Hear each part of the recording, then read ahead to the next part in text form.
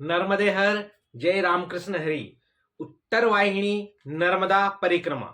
आज की इस वीडियो में हम आपको उत्तर वाहिनी मां नर्मदा की परिक्रमा कहां से आरंभ होती है, कैसे आरंभ होती है, कहां होती है, आप वहां कैसे पहुंच सकते हैं, आपके वहां रहने की व्यवस्था, आपके वहां भोजन प्रसाद की व्यवस्था, संकल्प कैसे आपको लेना है, क्या क्या विधि है, सब जानकारी आपको इस वीडियो में प्रदान करेंगे। आप कितने दिन में वो आपकी परिक्रमा पूर्ण होगी ये भी आपको हम इस वीडियो में बताएंगे। और देखिए कि नर्मदा उत्तर वाहिनी परिक्रमा जो है वो दो जगह से आरंभ होती है। एक जगह है गुजरात, गुजरात का तिलकवाड़ा, और एक स्थान है मध्य प्रदेश का मंडला जिला। मंडला जिला अर्थात मां हिस्मती नगर, अब उसका मां हिस्मती नगर नाम हो गया है। वहां पर मां नर्मदा जो है उत्तर दिशा में मां ने अपना मुख किया है।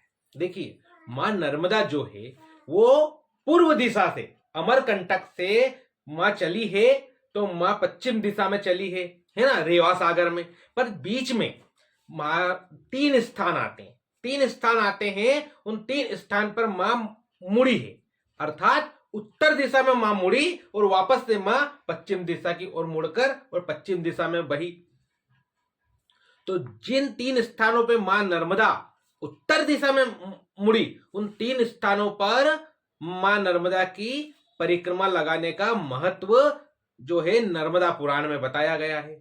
हाँ मित्रों, मां नर्मदा की परिक्रमा उत्तर वाहिनी परिक्रमा, तो ये परिक्रमा जो अभी फिलहाल में दो स्थान पर होती है, एक स्थान लुप्त हो चुका है।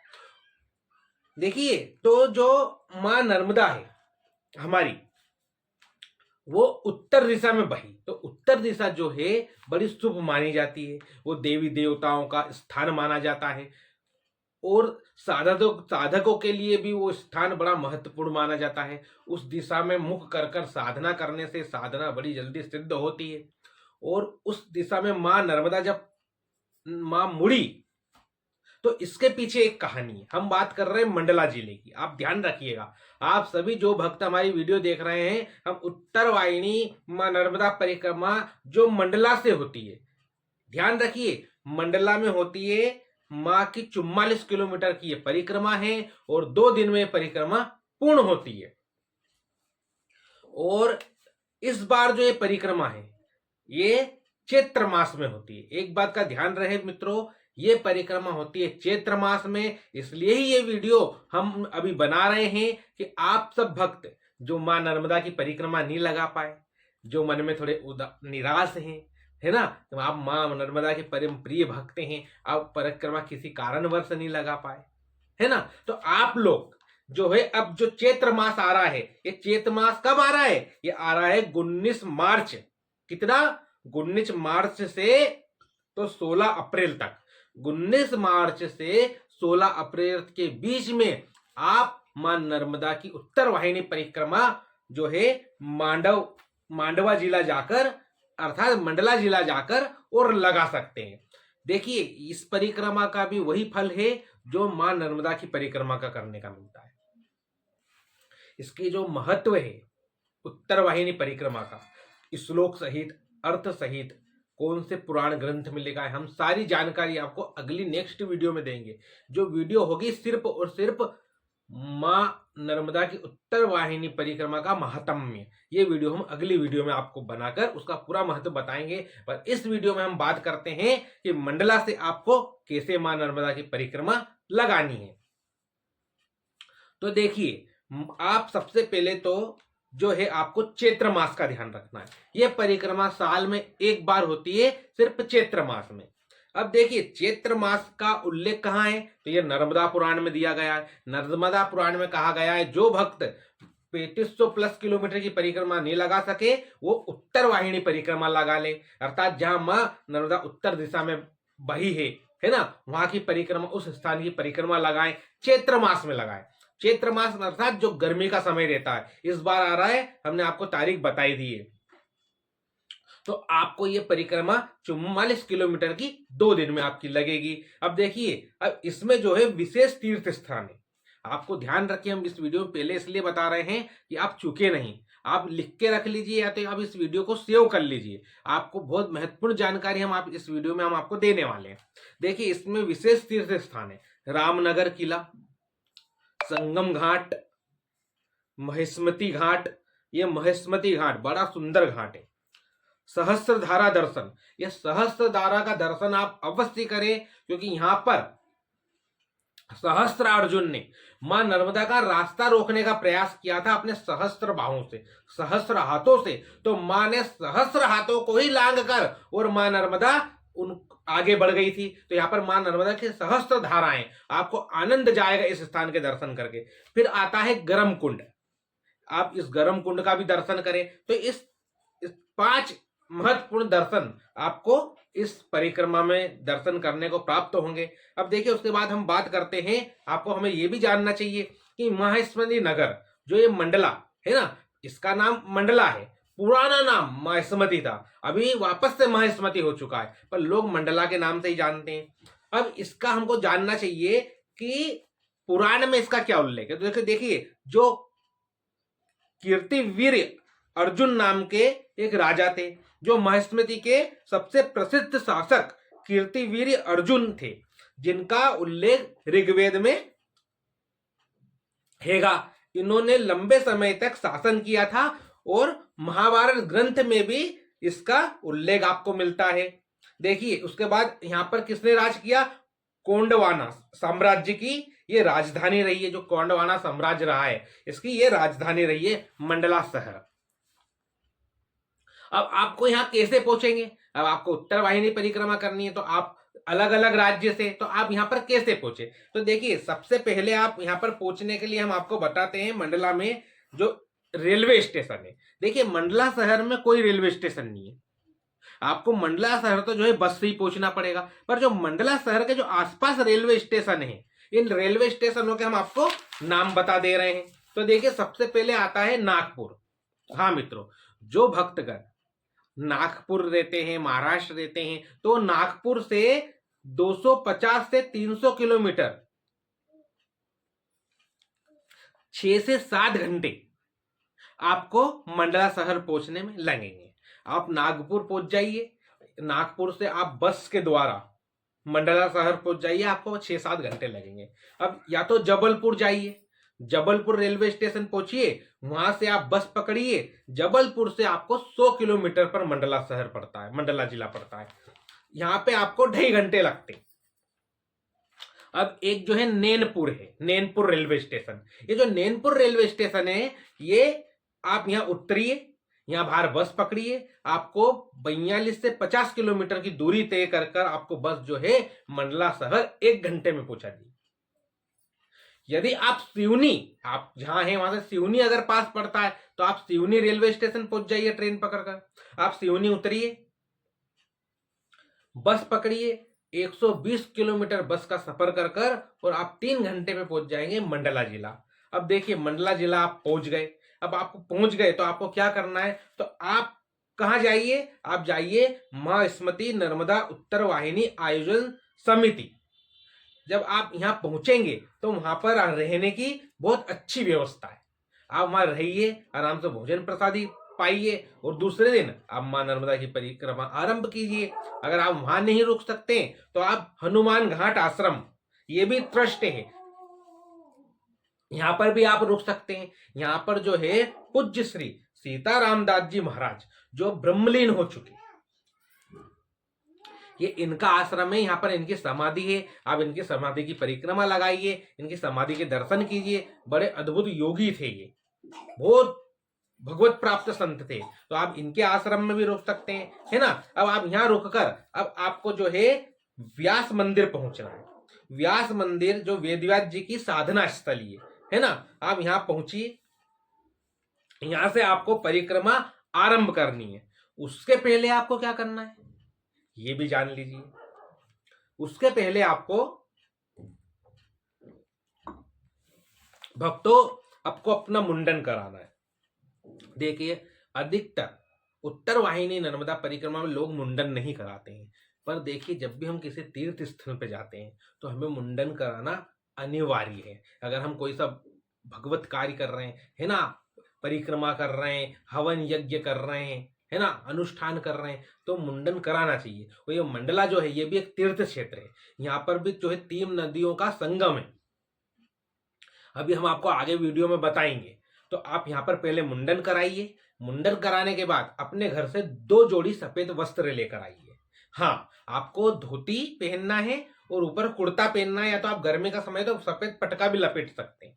तो 2 जोड़ अपने साथ सफेद वस्त्र लेकर आइए।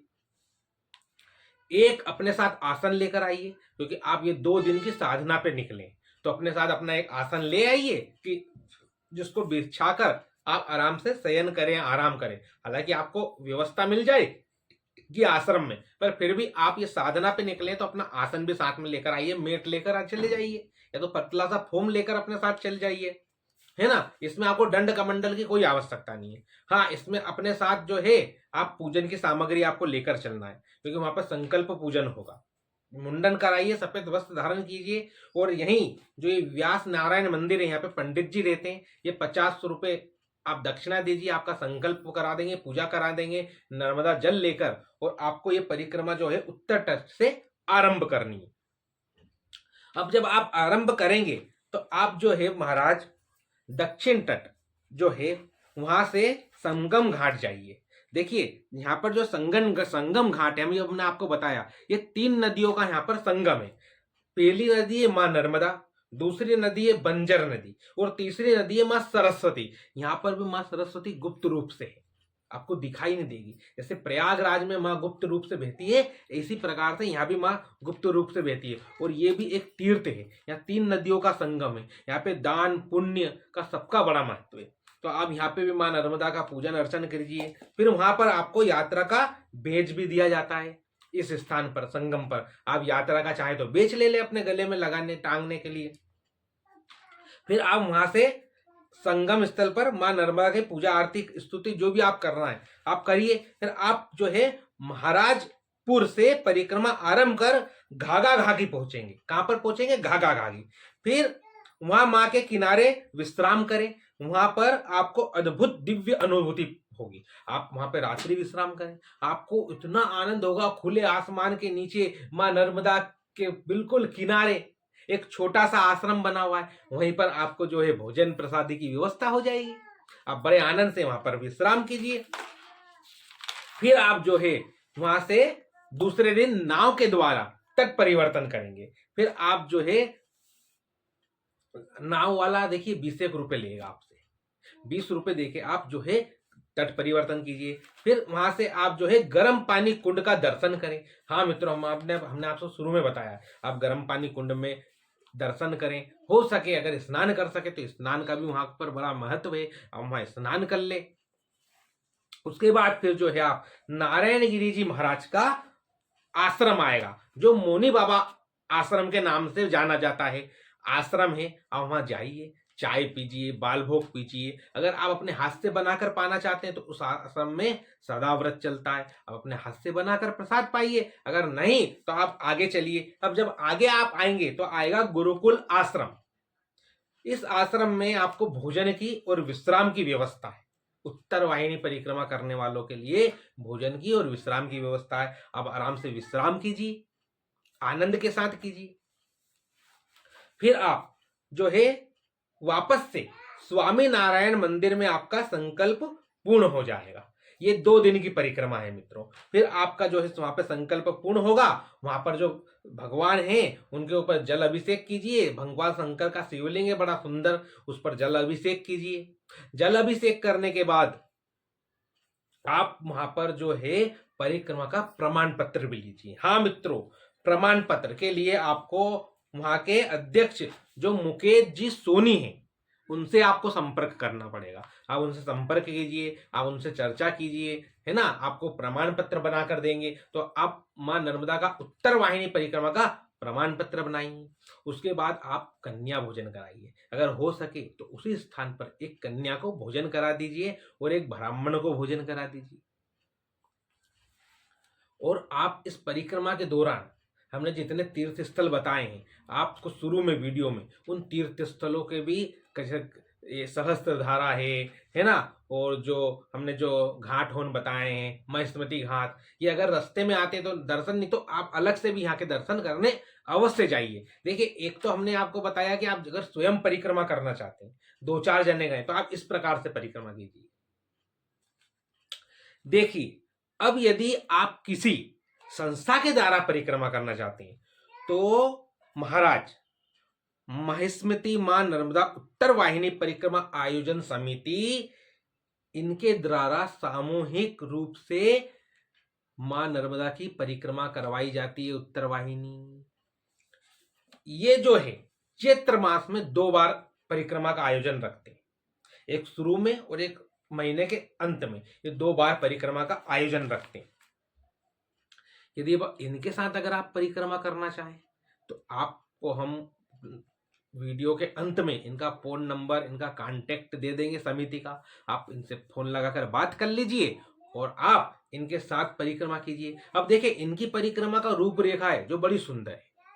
इनकी जो आप परिक्रमा इनके साथ, समिति के साथ परिक्रमा करते हैं, तो आपको बाल भोग, राजभोग, जगह जगह आपको सेवाएं मिलेगी, है ना। गर्मी का समय रहता है तो ठंडई की सेवा, चाय सेवा, प्रसादी सेवा, बाल भोग सेवा, इनकी यात्रा की अधिकतर लोग खूब सेवा करते हैं। रास्ते में जगह जगह इनके लिए आपको रुकने की व्यवस्था, सब मतलब A to Z आपको आनंद आ जाएगा। जगह जगह कीर्तन करते हुए आप चल रहे हैं, जहां रुकेंगे वहां कीर्तन कर रहे हैं, नृत्य कर रहे हैं। ये समिति बड़ी सुंदर उत्तर वाहिनी मां नर्मदा की परिक्रमा लगवाते हैं। तो जो है आप इनसे संपर्क कर सकते हैं। अब देखिए, इनकी परिक्रमा का रूपरेखा हम आपको बता देते हैं, इस पर एक बार आप गौर कर दीजिए। इनकी जो परिक्रमा है, इनकी परिक्रमा भी महाराज व्यास नारायण शिव मंदिर से आरंभ होती है, फिर परिक्रमावासी आश्रम संगम घाट पर बाल भोग और चाय सेवा, जो भी इनकी सेवा है ये करते हैं, है ना, संगम घाट पर। फिर महाराज ये मंगलेश्वर महादेव मंदिर, फिर मानदेही, सुरन देवेरी, सहस्त्रधारा होते हुए, इनकी परिक्रमा में आपको सहस्त्रधारा होते हुए शिवपुरा में कल्याणेश्वर महादेव मंदिर, मां रेवा आश्रम में ये थोड़ा विश्राम होता है। फिर कोठी घाट में भोजन विश्राम व्यवस्था इनकी होती है। फिर घाघा में ये रात्रि विश्राम होता है इनका, मतलब एक दिन में लगभग ये 20 किलोमीटर की परिक्रमा पूर्ण करते हैं महाराज।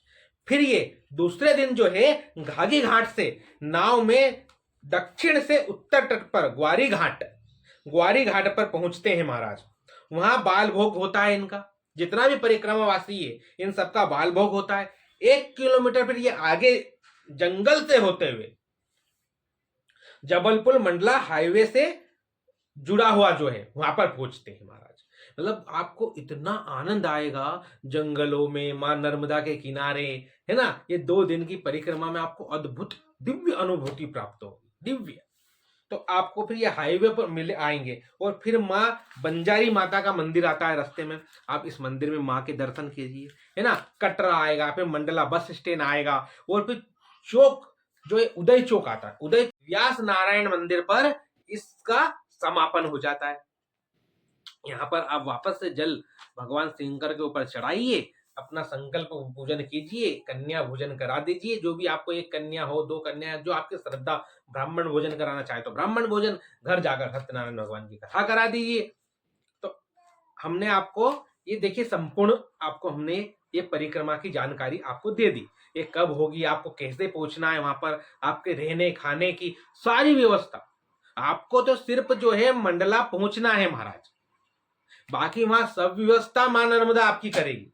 यहाँ पे आपको 1 रुपए का भी खर्चा नहीं है, 1 रुपए का भी खर्चा नहीं है, बस मंडला पहुंचना है, बाकी सारी व्यवस्था मां नर्मदा करती है महाराज।